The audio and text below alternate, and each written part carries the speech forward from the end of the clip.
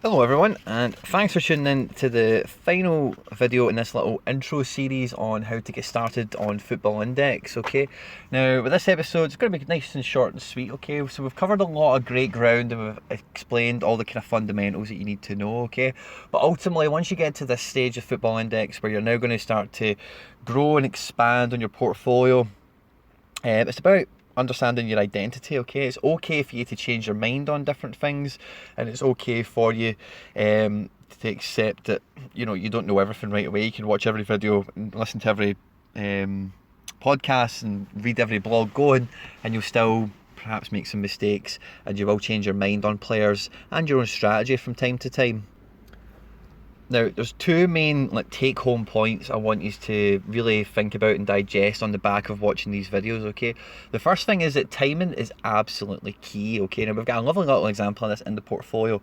As you've seen in the last video, we went and bought some Ferland Mendy on the back of some news. We had him in our watch list already, and we didn't want to miss a potential spike. In actual fact, he's been taken through a little minor spike. He's been boosted into the top 200.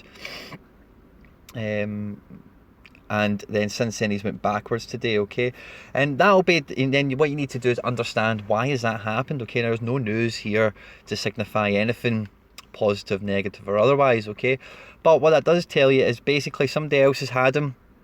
Maybe when he's been 80 pence, you see that little slump there, or maybe even bought him a couple of days ago when he was maybe 85 pence or whatever, and they were happy to get him into the top 200, get that 90 pence, 91 pence I think he got to, and then dump him, and sell him. So that little movements like this, as long as you can rationale it with it just being other traders potentially hitting targets or releasing funds, then it shouldn't sway your confidence, and it should keep you fairly robust against market change like this. Okay, now if it was something completely different, like somebody's been backwards in price, it's been down to a negative news story, they're injured, the transfer's off, and a good example of this would be Julian Brandt. Okay, so their papers have been saying, oh, he's not going to go anywhere and he's going to reject things. You can see the big blue candlesticks there over the last couple of days.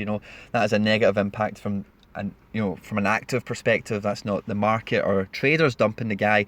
That is developments arising, people reading the stories and then buying into it. Now, the Daily Star, on how credible that might be, but hey ho, we'll see. Okay, still a lot to go for with Leverkusen, if they'll qualify for Europe or not.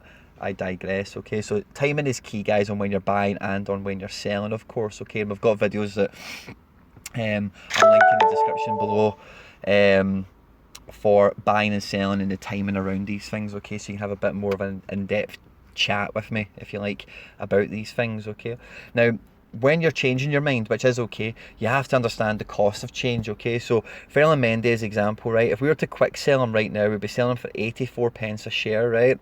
Which means we would be taking home £12.60 minus 2%. Okay, so £12.60 minus 2% would be £12.35. Okay, we have spent on Ferland Mendy £13.50. Okay, so we are basically throwing away £1.15 to change our mind on him. Okay, now what you've got to think is, okay, I'm going to throw that money away, get my money back, and then reinvest it into someone else. How long will it take me to recoup, number one, that £1.15 and the 2% barrier that this next person will present us with? Okay, so these are the things you need to weigh up before doing anything. Now obviously we could just market sell them, so we could just sell them to the market 15, join sell queue. Now you have the option here of putting a reserve price. Okay, so what that means is you put a reserve price on him and you might make it, let's say, 85 pence. If he drops below 85 pence, then your order to sell to the market is removed and he'll stay in your portfolio. Okay, now if you don't do that and you just go to confirm and put him on the market without a reserve price, he will sell for whatever his market price is at that given moment when someone buys him. Okay, but again, equally, if we were to sell him now, it would be for 13.05 minus the 2%. So 13.05, 13.05 minus the 2%, which would be 12.79.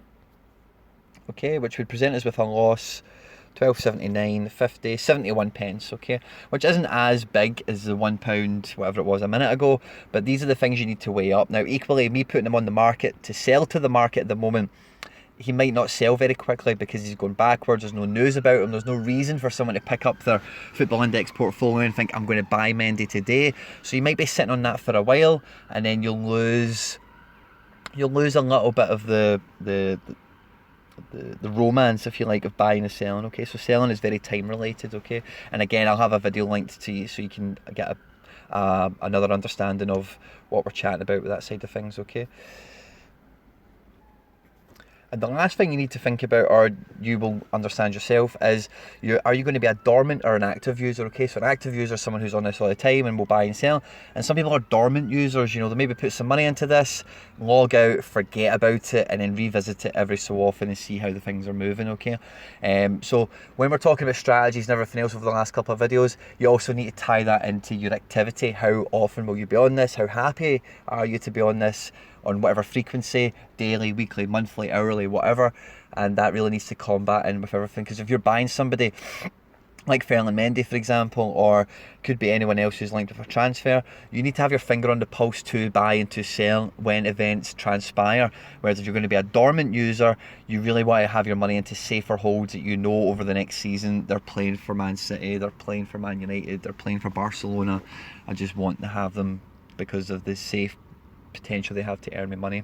Okay, now what we're going to do, this is going to be the last video in this little intro 5 series, okay, but going forward from today we're going to do a video every Friday called The People's Portfolio, and I'm going to ask for comments in the video for recommendations on the next purchase. Okay, so what I do and what I did do when I started up my index, because I want this to replace traditional gambling, is I have a look at the fixtures for the weekend. Inverness and Dundee United, I would not normally be gambling on that. MLS, we wouldn't be doing anything with that.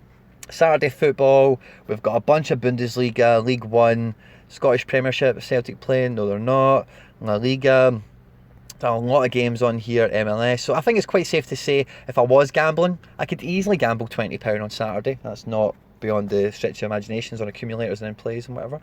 On Sunday, again, have we got Celtic playing? Yes, we do. So I'd probably have a £5 to £10 bet on Celtic, and then I'd maybe have a £10 bet elsewhere. So let's say £15 on the Sunday. And is there any Monday Night Football? I doubt it, but let's check. Oh, there is. Lazio Bologna, I don't know if I'd touch that. MLS, I maybe would touch that. So we're talking about, I'd probably gamble £40 over this weekend, okay?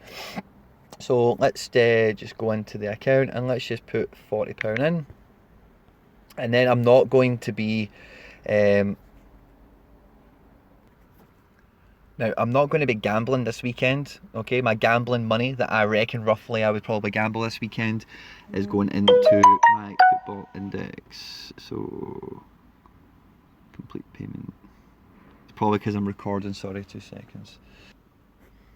And there we have it. So we've deposited £40 into the account, and we're going to be making a purchase from the watch list, okay? So I've been kind of weighing this up myself over the last day or so, and I'm going to be spending that £40, or the best part of it, on Bergwijn, okay? It's a nice price now. He's not had too much market attention, and with the Nations League, yeah, 25 of them, that looks about right. Let's do that. I think he's got some good room for growth. Okay, so there we go, we've added our next one to the portfolio. Now what I'm quite happy to do with this extra money is I'm probably going to buy into Mendy. Okay, so we're going to spend that money on Mendy and try and bring his average cost down.